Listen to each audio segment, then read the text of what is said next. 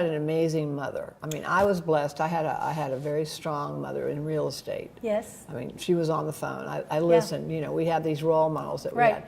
I also had 2 grandmothers that were also in business and watched them as well. And it was wonderful to have those mentors, those role models. But, you know, again, you're talking about working with women, and you know, we've been to the boutique together. We've watched them come in and seen the lack of confidence that they had, and that feeling of not feeling good enough. But I mean, what would you say to other young women though today? You know, I think the impact that you have had, Penmac has had on so many men and women, especially women. But what would you say to them today? How would you share your experiences? Because I think that's, again, our experiences. Right. When we start to share where we've been with these women, it really makes an impact.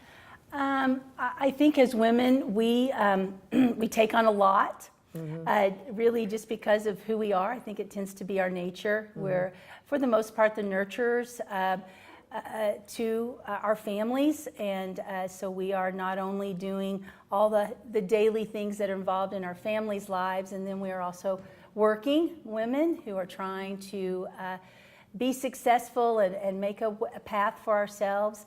I would just, my advice would be to young women, because I've talked to several and I do talk to different groups, is just to, you know, to never give up. And to always take time for yourself. I think we tend to take on a lot of things with all the duties that we have on our shoulders, and we forget about ourselves. And don't really look and say, "Gosh, I need to take care of myself," and take the time to do that. You know, I think step away.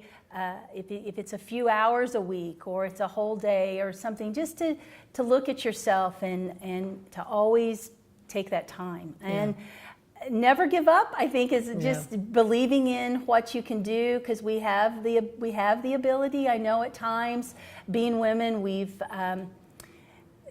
have hurdles to cross that and barriers at times I think that men don't have, but we're certainly all capable of doing that. And so I think just stay your course. I think stay focused on what your goals are and what you want for your life. And they may not be huge, gigantic goals. You may not want to be a CEO of a company, and that's okay.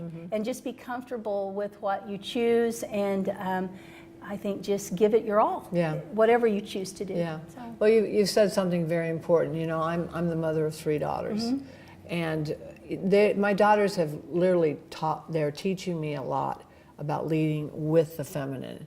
And I think this is something that we're seeing more and more of, women actually leading as women, which is a positive. Because we see the big picture, we see the details, and we're all about developing relationships. And I think this is the value that we are bringing to the table. And you know, so again, I'm excited about that part. That we really are making a huge difference in that respect. What do you think some of the challenges are, though, for women now, today? Because again, you know, we're 75th in the world as far as women's leadership. We do buy 85% of products and services. So I'm not sure why we're not in a position of more control. Maybe that's the wrong word, in leadership positions, more or less. I think it's a learning curve. I think as at times, I think as young children, as women, it's still there that we're taught to be second, to kind of be behind at times.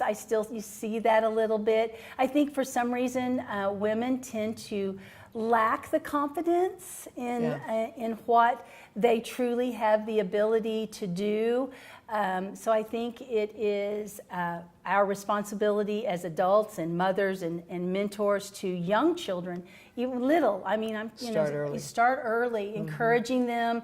I have 5 granddaughters, I have 1 grandson, but I'm always trying to let them know that, you know, that they can do anything they want to do, that whatever they and they're small, so my oldest is 8 and the rest are smaller, but still instilling in them, I think, the value of the confidence that they can have in themselves. That if they want to, fly an aircraft or whatever they want to do, then that's what their dream is. Then that's what they should pursue. So I think we just should continually, as adults, encourage our kids to do that, and especially young women to know that they can be anything they want to be with the confidence that they have. The concept is the power to, not the power over. Right. But for more and more women to understand that they do have this feminine power to really change the world for good and really become amazing leaders, just like you. Yeah. Oh, well, I think that,